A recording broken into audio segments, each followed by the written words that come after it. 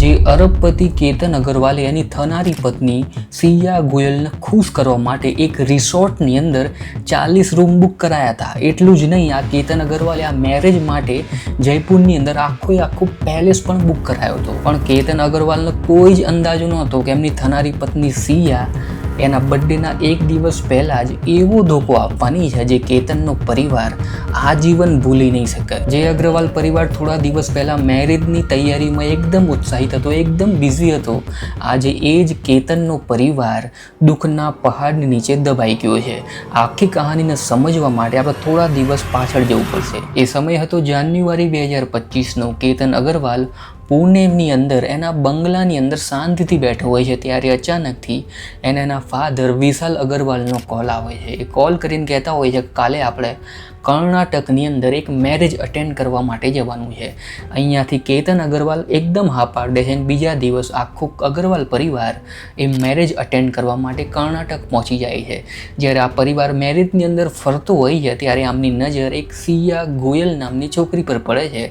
જ્યારે આખો પરિવાર સિયા ગોયલની ડિટેલ કઢાવે છે ત્યારે ખબર પડે છે કે આ સિયા ગોયલનો પરિવાર પણ એકદમ અરબપતિ છે અને એમનો આ પુણેની અંદર જ ડ્રાય ફ્રૂટ અને મસાલાનો બિઝનેસ છે. જ્યારે પરિવારે આ બધી જ ડિટેલ કાઢી લીધી પછી થોડા દિવસની અંદર અમુક રિલેટિવ દ્વારા કેતન અગ્રવાલનો ફોટો સિયા ગોયલના ઘરે મોકલવામાં આવે છે. સિયા ગોયલ એ ફોટો જોઈને તરત જ હા પાડે છે.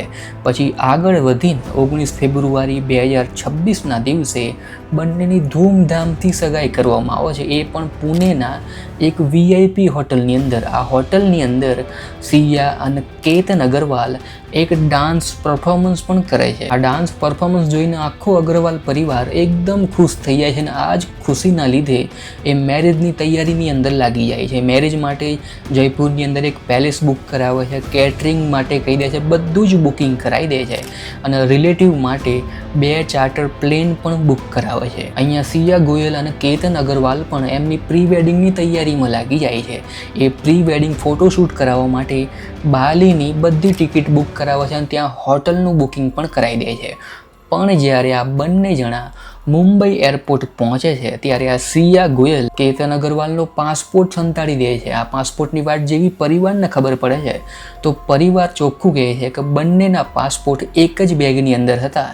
તો આ એકનો પાસપોર્ટ ખોવાઈ ગયો અને એકનો પાસપોર્ટ રહી ગયો, એ કેવી રીતે પોસિબલ છે? પરિવારના બધા જ પ્રશ્નોના જવાબ ના સિયા જોડ હતા ના કેતન અગ્રવાલ જોડ હતા. ત્યારે આ બંને જણા જેવી તેવી રીતે મુંબઈ એરપોર્ટથી પાછા ઘરે આવે છે ત્યારે સિયા ગોયલ કેતન અગ્રવાલને એ પાસપોર્ટની વાત ભૂલાવવા માટે એને 14 જૂનનું કહે છે. 14 જૂને આપણે લોહાગઢ ફોર્ટે જઈશું, મને આમ પણ બાલી જવાનો કોઈ શોખ નથી. અહીંયા કેતન અગ્રવાલ બહુ ખુશ થઈ જાય છે કે લોહાગઢ ફોર્ટની અંદર આપણું પ્રી વેડિંગ ફોટોશૂટ થઈ જશે, બાલીની અંદર આમ પણ વધારે ખર્ચો થઈ જતો.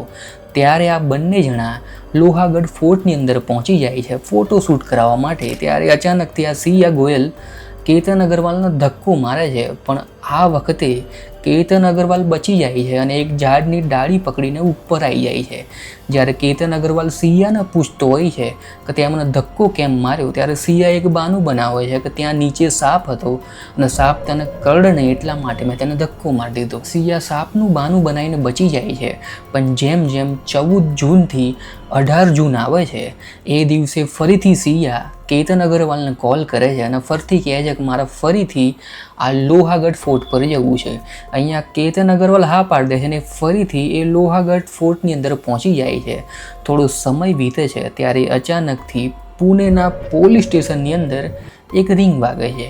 એ રિંગની અંદર સિયા ગોયલ બોલતી હોય છે કે એનો થનારો પતિ કેતન અગ્રવાલ એ ખાઈમાં પડી ગયો છે અને ખાઈ ટોટલ 400 ફીટની છે, તમે ફટાફટ અહીંયા આવી જાઓ. આ વાત સાંભળીને પુણે પોલીસે લોહાગઢ ફોર્ટ તરફ દોડતી થાય છે. જેવી તેવી રીતે 400 ફીટ અંદર ખાઈની અંદરથી કેતન અગ્રવાલની બોડી પાછી લાવવામાં આવે છે.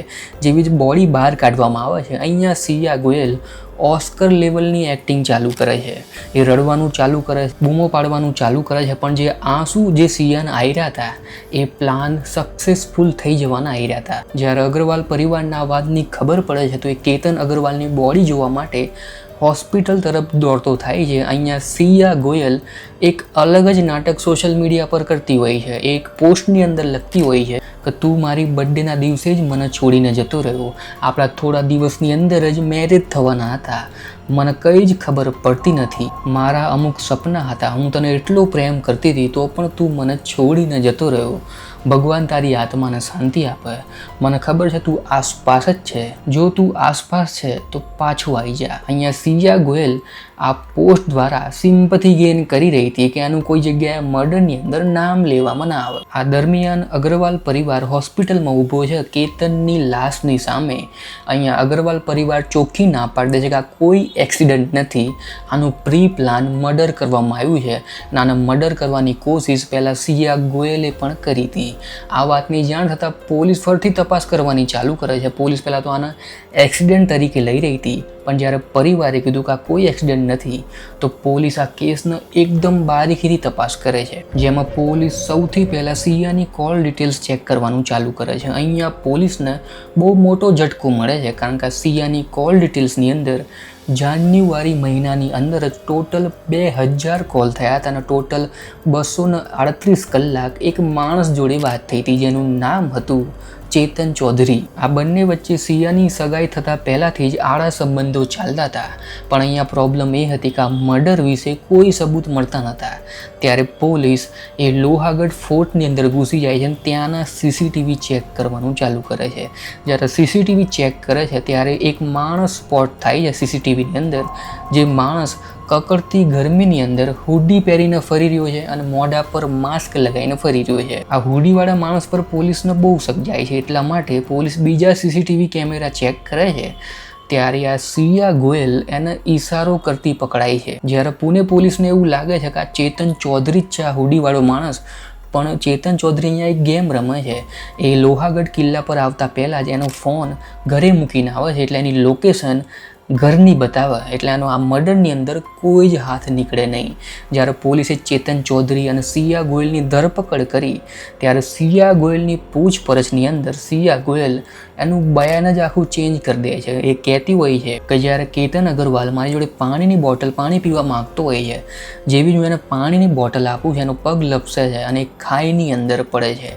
અહીંયા આખું જ બયાન સિયા ગોયલ ચેન્જ કરી દે છે. જ્યારે પોલીસે પાણીની બોટલની વાત પર તપાસ કરવા માટે નીકળ્યા છે લોહાગઢ ફોર્ટની અંદર, તો જે જગ્યાની સિયા ગોયલે વાત કરી હતી ત્યાં ઊભા રહેવાની પણ જગ્યા નહોતી. આખી સ્ટોરી જ્યારે ફેક નીકળે છે તો પોલીસ ચેતન ચૌધરીની પૂછપરછ કરે છે. તો ચેતન ચૌધરી આખી હકીકત કહી દે છે. એ કહે છે કે આ ધક્કો મારવામાં મારો કોઈ હાથ નથી. મેં આ સિયા ગોયલને કીધું હતું કે આપણે બંને ભાગી જઈએ, પણ એ માનવા તૈયાર નહોતી. એ કહેતી હતી મારા પરિવારવાળા ક્યારેય નહીં માનન, હું જો આ સગાઈ તોડીશ તો અમારી ભારે બદનામી થશે. જ્યારે ચેતન ચૌધરી સિયા ગોયલ જોવે છે કે એમનો આ પ્રેમ અધૂરો રહી જશે, ત્યારે કેતન અગ્રવાલની હત્યા કરવાનો પ્લાન બનાવે છે. આ કેસ એકદમ ક્લિયર એક્ઝામ્પલ છે પરિવારના દબાવનો. પરિવારના દબાવના ચાલતા અમુક લોકો હા પાડે છે મેરેજ માટે, સગાઈ કરી લે છે, બધું જ બુક થઈ જાય છે. પછી અચાનકથી એમને એમના જૂના સંબંધો યાદ આવી જાય છે. જૂના સંબંધોના લીધે એ નવા પાર્ટનરની આ રીતે હત્યા કરે છે, જેની અંદર અમુક રાજા રઘુવંશી, કેતન અગ્રવાલ જેવા માણસો એમનો જીવ ગુમાઈ બેસે છે. ત્યાં સુધી તમારા શું વિચાર છે આ કેસ પર એ જરૂરથી કોમેન્ટ સેક્શનમાં લખજો. મેં આવો જ એક બીજો વિડીયો બનાવ્યો છે જેમાં અમદાવાદમાં રહેતો ભાવિક ચુનારાની એના મેરેજના 3 દિવસ પછી હત્યા કરવામાં આવે છે. એ પણ વેલ પ્લાન્ડ. એની પત્ની ખુદ જ આ હત્યા કરાવડાવે છે. એની પત્નીના એના મામાના છોકરા સાથે પ્રેમ સંબંધો ચાલતા હોય છે. કેવી રીતે આખો પ્લાન બને છે, કેવી રીતે પોલીસ એને પકડે છે, તમે આખો વિડીયો અહીંયા ક્લિક કરીને જોઈ શકો છો. ત્યાં સુધી હું મળીશ તમને આવા જ વિડીયો સાથે. Thanks for watching.